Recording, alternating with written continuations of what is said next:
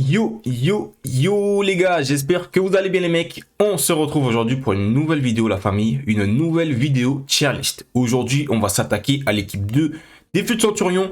La première équipe était vraiment très moyenne si on enlève Neymar, Kimpembe et je sais même plus Ben Yedder. Là l'équipe 2, elle est quand même bien. Voilà, elle est un peu mieux que la 1, je trouve qu'il y a plus de cartes intéressantes.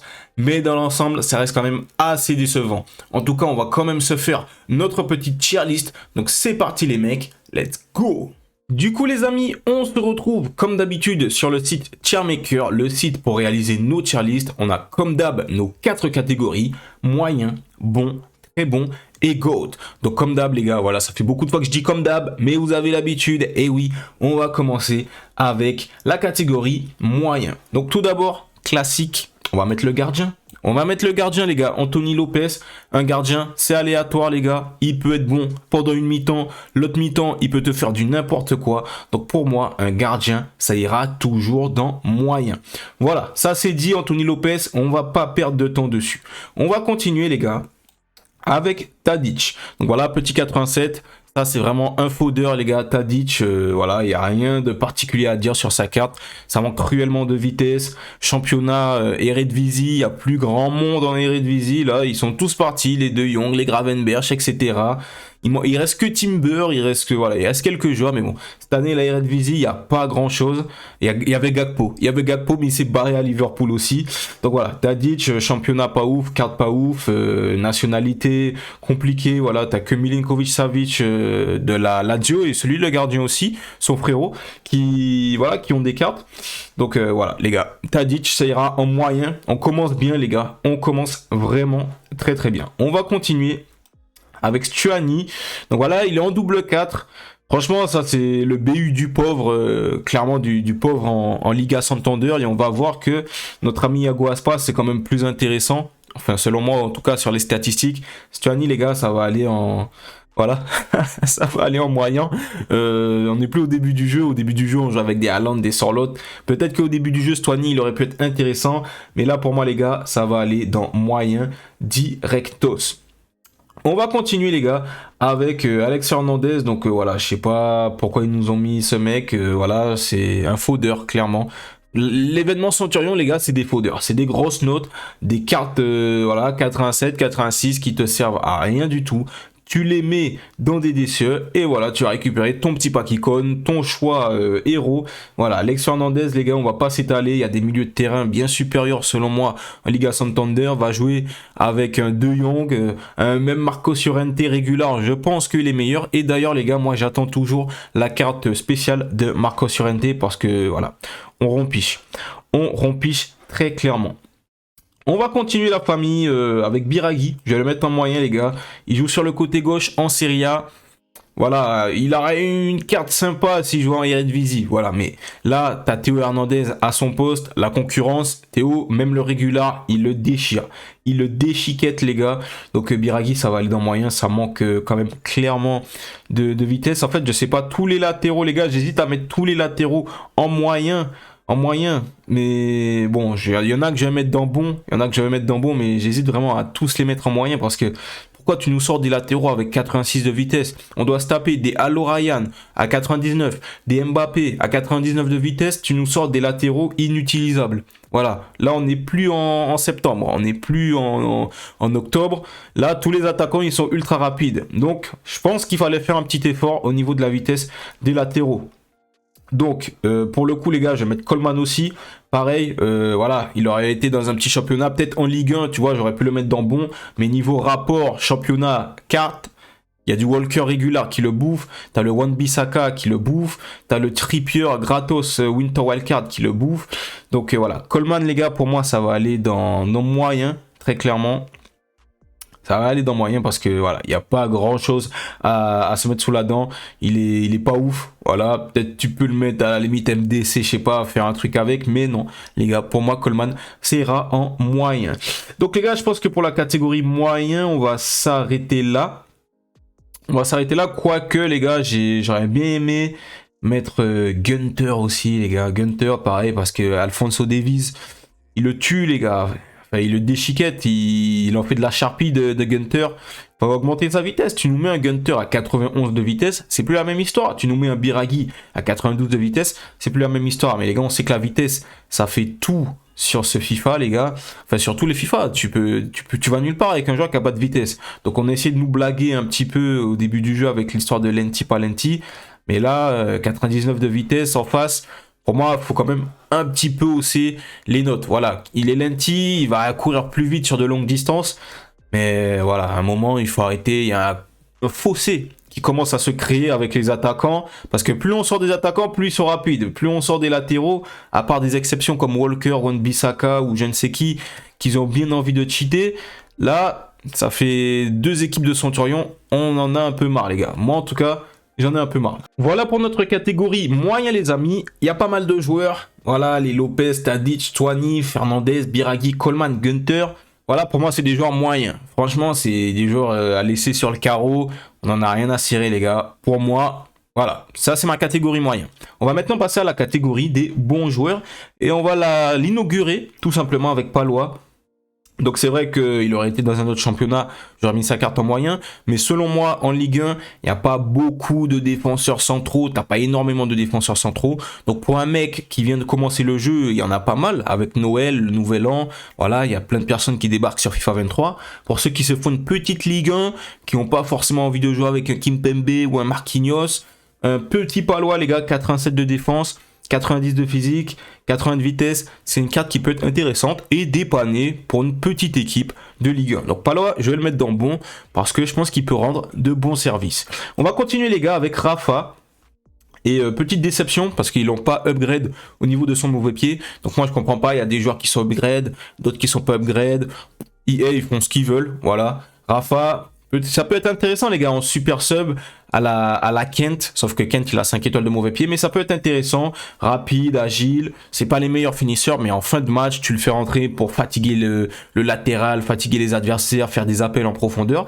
Donc pour moi Rafa ça peut être un bon petit super sub. On va continuer les gars avec Calabria, et s'il était dans un autre championnat, peut-être que je l'aurais mis en moyen, mais voilà, on pense au rapport qualité du joueur, championnat, et c'est vrai qu'en Serie A, t'as le Quadrado, mais c'était un DCE, t'as le Dumfries Team of the Tournament, mais à part ça, t'as pas énormément d'alternatives au poste de latéral droit. Donc c'est pour ça les gars que moi, je vais mettre Calabria dans bon joueur. Je pense qu'il peut quand même rendre de bons services sur le côté droit. Il coûte pas extrêmement cher.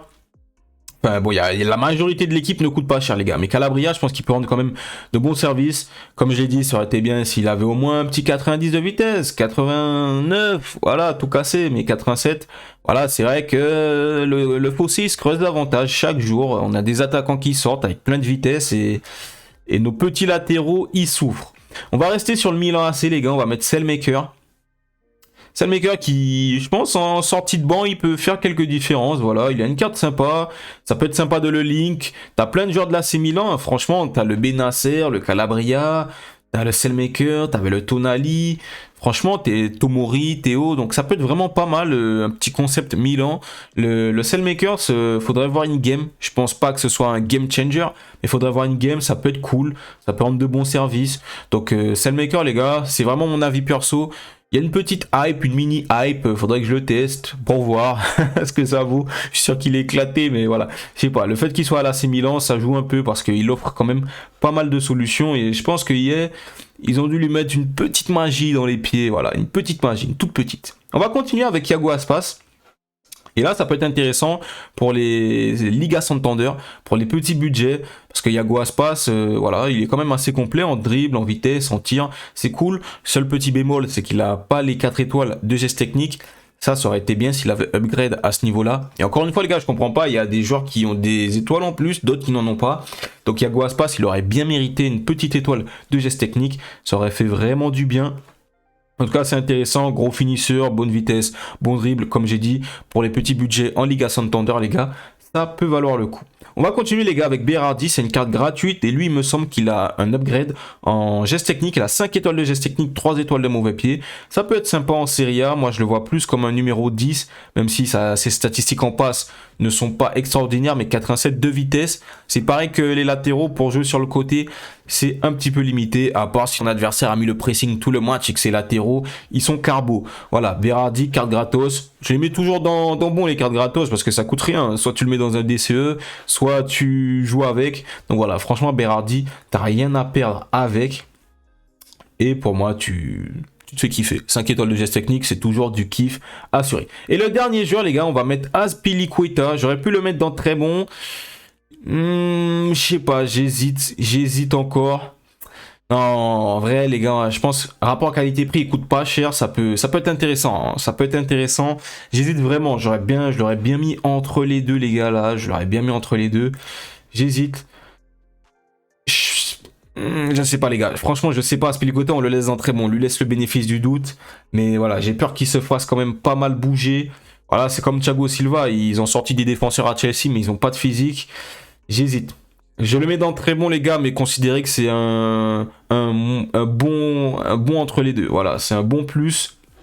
C'est un bon plus. Azpilicueta, c'est sympa en tout cas. Ça faisait longtemps qu'il ne lui avait pas sorti de carte, si je me trompe pas. À l'ancienne, il avait quand même pas mal de vitesse. C'était un défenseur qui aurait pu être très cheaté s'il était plus jeune. Voilà, parce que dans les anciens FIFA, il avait des cartes. Sa vitesse, je crois, il avait 4,1,4 de vitesse, des trucs du style, il me semble. Donc voilà, Azpilicueta, ça peut bien dépanner pour ceux qui viennent de se lancer dans une première ligue. C'est original.